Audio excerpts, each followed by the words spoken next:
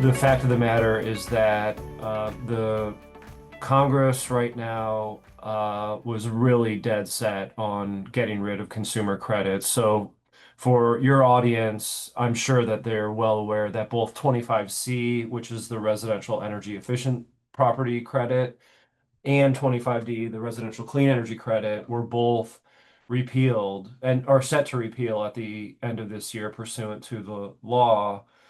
And I think their distaste and dislike for solar kind of overrode their fondness for geothermal. But Congress saw fit to leave us completely untouched on the commercial side.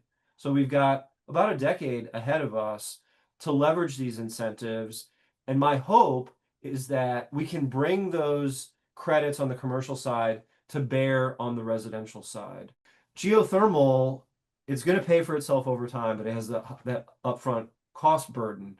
The solar industry was able to really aggressively scale and really proliferate in the residential market with the advent of third-party ownership lease models. If it worked for solar, why couldn't it work for us when we're facing the same upfront cost barrier? So we're going to put these pipes in your front yard.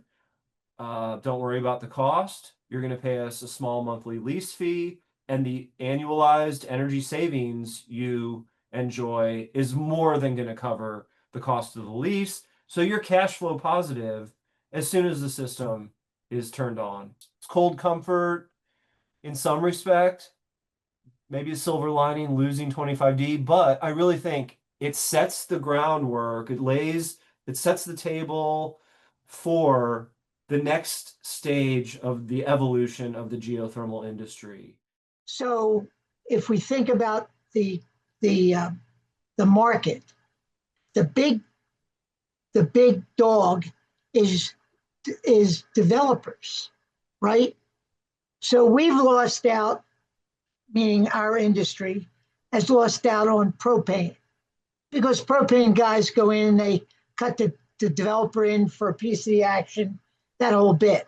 Well, now a developer can own a ground loop and get the 30% tax credit on that system, which is much bigger than a propane dealer.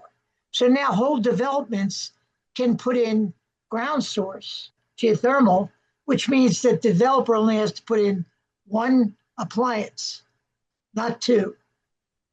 They also can become the utility, the HVAC utility, heating and cooling utility for that development.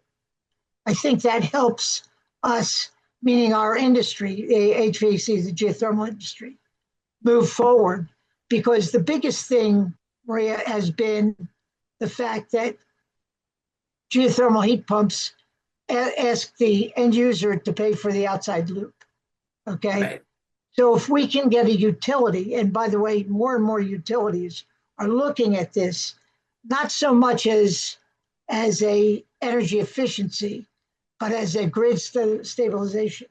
So for every every ton of installed capacity of ground source, it reduces peak load by 0.55 kW. That's going to give our industry, yours and mine, a lot of work.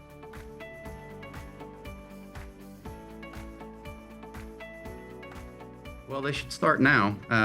Typically we've seen that the full cycle for people assessing geothermal tends to be about 6 months.